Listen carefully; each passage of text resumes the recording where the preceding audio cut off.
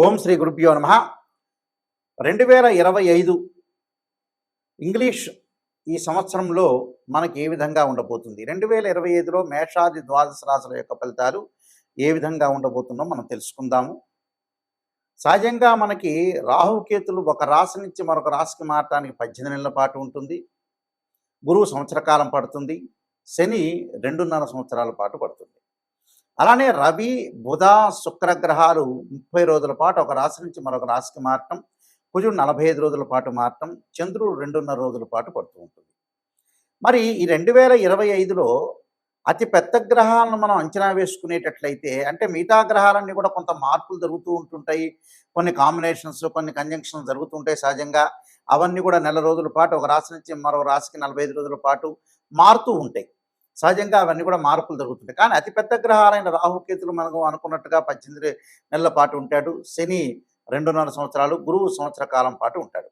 మార్చి 29వ తారీఖు 2025 రాత్రి 9:44 పూర్వభద్ర నక్షత్రం 4వ పాదంలో మీనరాశిలోకి శని యొక్క సంచారం జరుగుతుంది.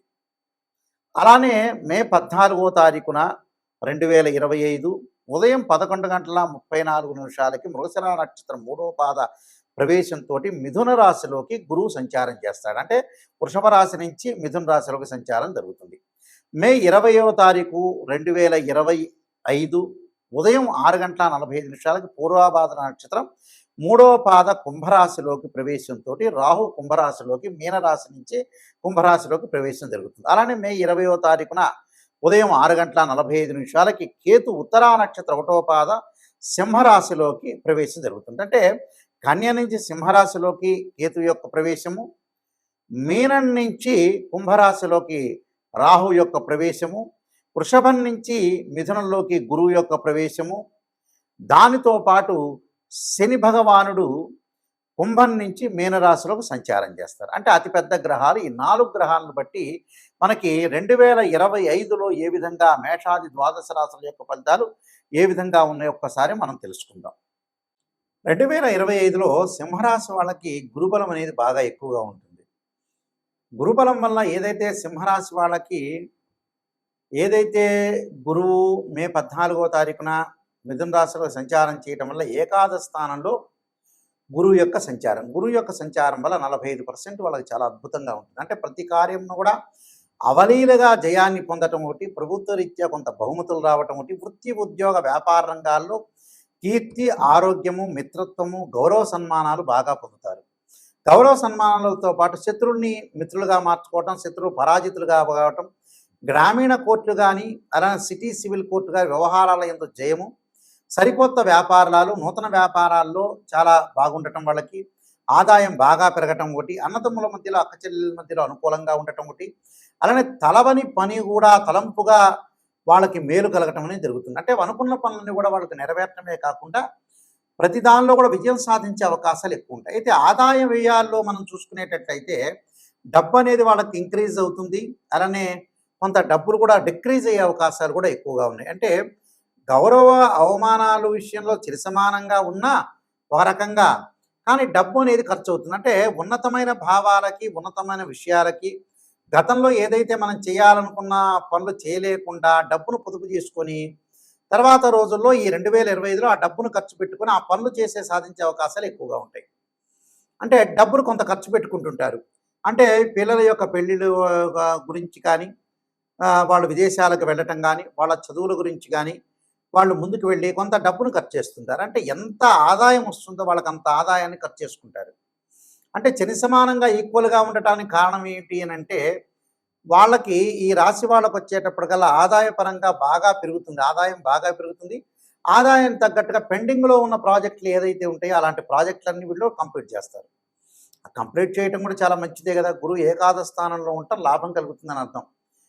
అలాంటి సుసంపన్నమైన కుటుంబం నుంచి మంచి సంబంధమే కాకుండా మంచి ప్రవర్తన కలిగిన వధువు కానీ వరుడు కానీ లభించడం ఒకటి, భాగస్వామ్య వ్యాపారం బాగా కలిసి రావటం, ఎమినెంట్ స్కాలర్స్ తోటి బాగా పరిచయాలు బాగా పెరగటం, దానితో పాటు ఎమినెంట్ స్కాలర్స్తో పాటు విదేశాలకు వెళ్ళటం ఒకటి, చదువు పట్ల ఆసక్తి చూపిస్తారు విద్యార్థులు, స్త్రీలకు ఉన్నతమైన అభిప్రాయాలు బాగా పెరిగి అన్నీ కూడా సాధించాలని ఒక ఉద్దేశంతో ముందుకు వెళ్ళే అవకాశాలు ఎక్కువ ఉంటాయి.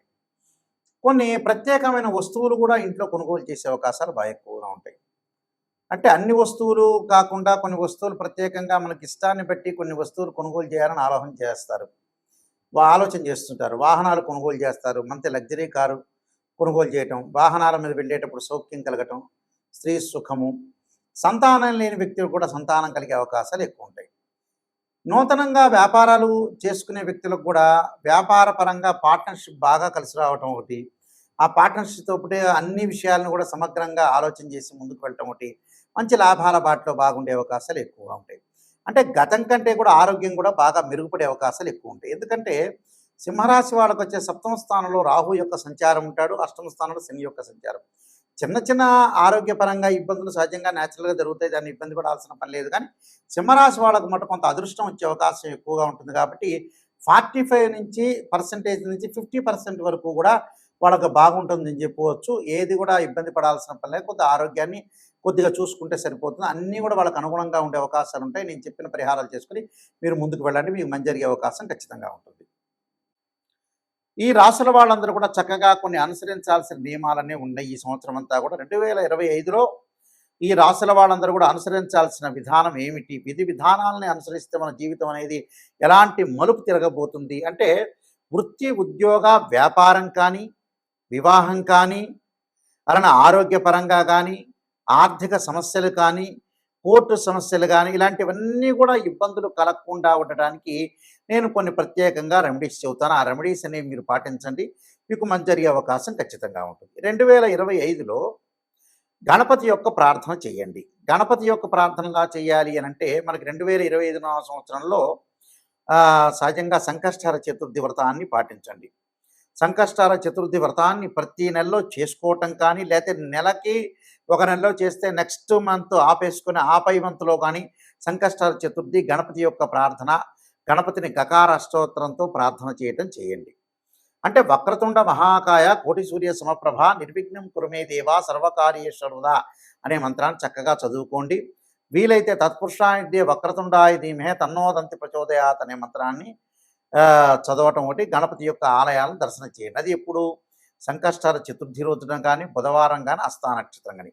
అంటే మన జీవితంలో ఉండే విజ్ఞానాన్ని కూడా తొలగిపోతుంటాయి. ధనం కలిసి రావాలంటే, ధనపరంగా ఇబ్బందులు మీకు కలుగుతున్నాయి అంటే, ఓం యక్షాయ కుబేరాయ శరణాయ ధనధాన్యాధిపతే ధనం ధాన్య సమృద్ధిమే దేహిమే దాపై స్వాహ అనే మంత్రాన్ని చక్కగా గురువారం రోజున ప్రాతకాలం చదవండి. వీలైతే ఇది నేను చదవలేని గురువు గారు అని చెప్పిన వ్యక్తులకి దేవానాంచ ఋషీనాంచ గురుకాంచన సన్నిభం బుద్ధిమతం త్రిలోకేశం తమ నమామి బృహస్పతిమని ప్రదోషకాల సమయంలో 2025లో ప్రతి గురువారం రోజున సాయంత్రం పూట చదవండి.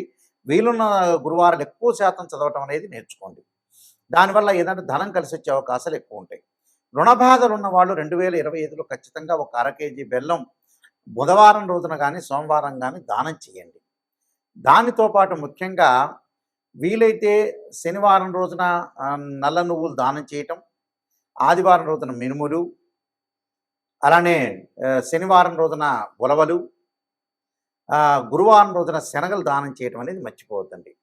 చేసిన తర్వాత ఏదైనా సరే మంగళవారం వస్తుంటుంది మనకి. అంటే మంగళవారం రోజున కానీ, వీలైతే మృగశిర చిత్త ధనిష్ట నక్షత్రం రోజుల్లో కానీ కందులు దానం చేయండి. కందులు దానం చేయటంతో పాటు చక్కగా కందుల్ని ముందు రోజున నానబెట్టి ఆవుకు పెట్టడం అనేది కూడా నేర్చుకోండి. అలానే వాహన ప్రమాదాలు ఇవన్నీ కూడా కలగకుండా ఉండాలంటే ఖచ్చితంగా సుబ్రహ్మణ్య స్వామి యొక్క ఆరాధన చేయండి. తత్పురుషాయ విద్యే మహాసేనాయ ధీమే తన్నో షణ్ముఖ ప్రచోదయాత్ అనే మంత్రాన్ని చక్కగా చదవండి. కోర్టు సమస్యలు కూడా మీకు పరిష్కారం జరిగే అవకాశాలు ఖచ్చితంగా ఉంటాయి. అలానే వివాహం కాని స్త్రీ పురుషులు ఎవరైతే ఉంటారో వాళ్ళందరూ కూడా తప్పకుండా సీతారాముల యొక్క కళ్యాణంలో కానీ, శివపార్వతుల యొక్క కళ్యాణంలో కానీ పాల్గొనండి. అలానే శ్రీ వల్లీదేవి సమేత సుబ్రహ్మణ్య స్వామి యొక్క కళ్యాణంలో పాల్గొంటే కూడా మీకు కళ్యాణం జరిగే అవకాశం ఖచ్చితంగా ఉంటుంది. దీనితో పాటు విద్యార్థులు ఖచ్చితంగా విద్యలో వెనకబడి ఉన్నట్లయితే దక్షిణామూర్తి స్తోత్ర పారాయణం చేయండి. అలానే సరస్వతీ దేవం ఆలయాన్ని సందర్శన చేయడం అనేది మర్చిపోతండి. అంటే ఇవన్నీ కూడా ఆరోగ్యపరంగా ఇబ్బందులు కలిగే వ్యక్తులు కూడా శరీరే జర్జరీభూతే వ్యాధిగ్రస్తే కలేబరి ఔషధం జాహంవీతూయం వైద్యో నారాయణ హరి అనే మంత్రాన్ని చక్కగా చదువుకోండి. నువ్వుల నూనెతోటి శివుడికి అభిషేకం చేయండి. చేస్తే కూడా ఆయు ప్రమాణం పెరిగే అవకాశం ఖచ్చితంగా ఉంటుంది. అలానే ప్రతి విషయంలో కూడా ముందంజలో ఉండాలంటే ఖచ్చితంగా కొన్ని నియమాలనేవి పాటించండి. ఆ నియమాల్లో ముఖ్యంగా నేను కొన్ని విషయాలు స్పష్టంగా తెలియజేస్తున్నాను. అవన్నీ కూడా మీరు పాటించి ముందుకెళ్తే మీకు మంచి జరిగే అవకాశం ఖచ్చితంగా ఉంటుంది. ఇలాంటివన్నీ కూడా మీకు అన్నీ కూడా దోషాలన్నీ తొలగిపోవాలంటే ఖచ్చితంగా ఏదైతే మీకు బాధలనేవి ఉంటాయో, ఆ బాధలన్నీ కూడా తొలగటానికి ప్రత్యేకంగా నేను ఒక పుస్తకాన్ని రాశాను. అది రాజమండ్రి మోహన్ పబ్లికేషన్ వాళ్ళు బృహత్ పరిహార సింధు అని మంత్ర యంత్ర తంత్ర రెమెడీస్ అనే పుస్తకం ఉంది. ఆ రెమెడీస్ అనే పుస్తకంలో చక్కగా మీరు అన్ని మీకు ఏదైతే ఈతి బాధలనేవి ఉంటాయో రకరకాల ఆరోగ్యపరంగా కానీ, ఉద్యోగపరంగా కానీ, వివాహపరంగా కానీ ఇబ్బందులు కలిగిన వ్యక్తులు ఎవరైతే ఉంటారో వాళ్ళందరూ కూడా చక్కగా ఆరోగ్యం పెంపొందించుకోవాలి, ధనం కలిసి రావాలి, పిల్లల యొక్క పెళ్ళిళ్ళు కావాలి, చదువులు ఉండాలి, రకరకాల సమస్యలు మనుషులు బాధపడుతూ ఉన్నారు. ఆ సమస్యలన్నిటికి కూడా మనకి మంచి ఆధారంతో ఉన్న పుస్తకాన్ని నేను తయారు చేశాను. ఏమిటంటే అది రామాయణంలో కానీ, భాగవతంలో కానీ, భారతంలో ఉండే కొన్ని శ్లోకాలు కానీ, అలానే పురాణాల్లో కానీ, ఇతిహాసాల్లో కానీ మంచి మంచి శ్లోకాలు, మంత్రాలన్నీ కూడా మనకు వేదం చెప్తుంది. ఆ వేదంలో ఉండే శ్లోకాలు, మంత్రాలకు సంబంధించినవన్నీ కూడా రెమెడీస్ అనేవి కొన్ని పుస్తకంలో ఉంది కాబట్టి నేను రాసిన పుస్తకంలో పొందుపరిచానది. ఆ పుస్తకం పేరు బృహత్ పరిహార సింధు అంటారు. ఇది రాజమహేంద్రవరం మోహన్ పబ్లికేషన్ వాళ్ళు ప్రింట్ చేశారు. ఈ పుస్తకంలో మీకు ఏదైతే దోషాలనేవి జాతకపరంగా ఉంటాయో ఆ దోషాలన్నీ కూడా తొలగటానికి ఆ పుస్తకం అనేది చాలా ఉపయోగపడుతుంటుంది. ఆ పుస్తకాన్ని మనం స్క్రీన్ మీద చూపిస్తున్నాము. అందరూ కూడా ఆ పుస్తకాన్ని తీసుకుని ఆ పుస్తకంలో గ్రంథంలో ఉంటే ఏదైతే మీకు బాగలేదో ఆ శ్లోకాలు మంత్రాలు చదవటం వల్ల కూడా మీకు చక్కని పరిష్కార మార్గం దొరుకుతుందని మరి నేను ఆశిస్తున్నాను. సర్వే జనా సుఖినో భవంతు.